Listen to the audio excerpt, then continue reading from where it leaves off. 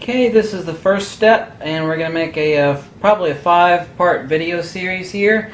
This should be the absolutely most complete on YouTube, period, on cleaning your DSLR sensor. Now, I'm going to show you the cheapest kit. Now, I buy these are made by Photographic Solutions. No, they're not paying me or anything like that. They're not giving me anything.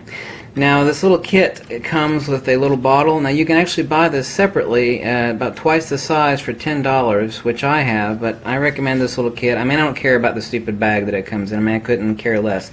I also do not use these little PEC pads that it comes with for cleaning the outside of your camera. Some people do. I don't.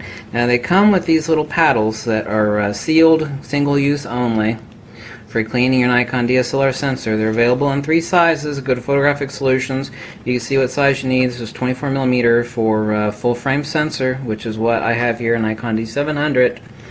And it'll tell you which one you need. Like if you have a Nikon D700, you'll need the size number 2 instead of size number 3.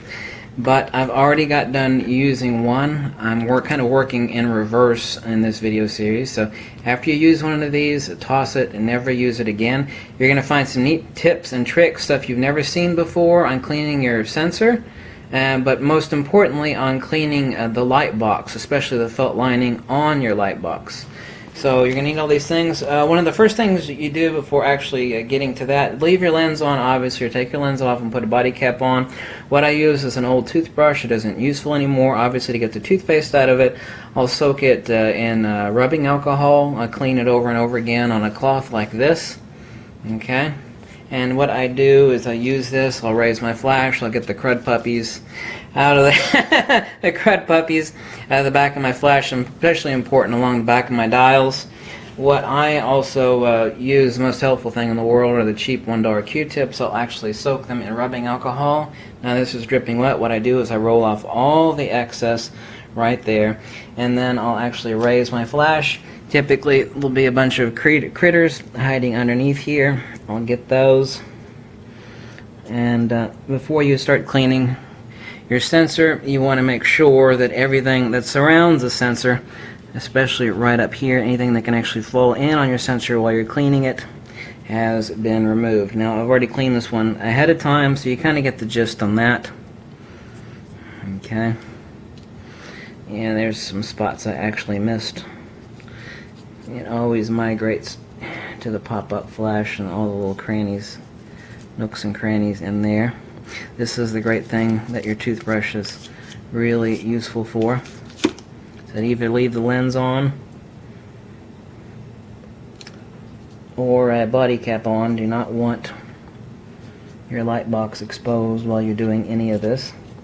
In the next 4 videos, I'm going to show you the most complete methodology on cleaning your sensor. Now, I already cleaned this one, and I've already made the videos that follow this one. I just checked it, and as I showed you before, after you clean your sensor correctly, you're going to want to check it against a sheet of paper and expose it for a darker neutral gray. Put your camera out of focus, stick it in manual, and just expose for either that white screen on your large monitor or a white sheet of paper. Don't do it on your wall, because what you'll do is you'll mistake an imperfection on your light wall for the fact that your sensor is dirty, and will in fact is just a spot, a spot on your wall. So a lot of people say, well, shoot it at a white wall, but that gives you a false reading because your wall has got all sorts of bumps and imperfections, and then you'll throw your SD card, your compact flash card in your computer, and you go, oh my god, my sensor's still dirty. It's like, no, it actually accurately captured what was on the wall. I've heard that from other people. I've shot my wall, I've already cleaned my sensor twice, it's still dirty, but oddly enough it's still dirty in the same spots. It's like, yeah, it's because it's capturing what's on your wall. So anyway, actually after I've cleaned all of that, we're going to make our way to sensor cleaning. Now, there are 2 methodologies on buying this kit. You do not never want to touch your mirror. As I've told you, they actually make special brushes supposedly for cleaning your mirror. They're very expensive, they're insane, ridiculous. What you need to do is go to your arts and crafts store, buy 1 or 2 of these. Never touch the end of it, okay? No matter how clean your hands are, you're going to transfer hand oils to the ends of these brushes. This is for cleaning out the light box crevices, as you'll see in the next coming videos. Now this little kit, which I don't care about it being a kit, and I don't care a damn about this case, and I know you don't either, but it's typically 27 or 30 bucks. The only thing I care about are the paddles. Now these are basically, depending on how you buy them, you can buy them by the dozen, the correct size for your sensor. It's like 30 bucks a dozen, depending on who you get them from. They're basically like $3.50 a piece. Single use only, period. Okay? Never ever use one more than once. Okay? And then it comes with the solution. You put 3 drops of the solution on the end of that pad, and then you swipe and clean your sensor, as you see in the upcoming videos. Now, a lot of people send their cameras off to get the sensor cleaned, so you only have to consider what it costs to send your camera off to get the sensor cleaned, which is ridiculous. You got to pay for shipping, and then you got to pay for your sensor. So you're talking about $100, and you're out of your camera. You can do this unless you're a complete doofus. I mean a real doofus. I think I could teach a blind person how to do this. Almost literally. Just get one of these photographic solutions. If you don't want the kit, you can buy the 12-pack, and the 12-pack, like I said, comes with 12 of these.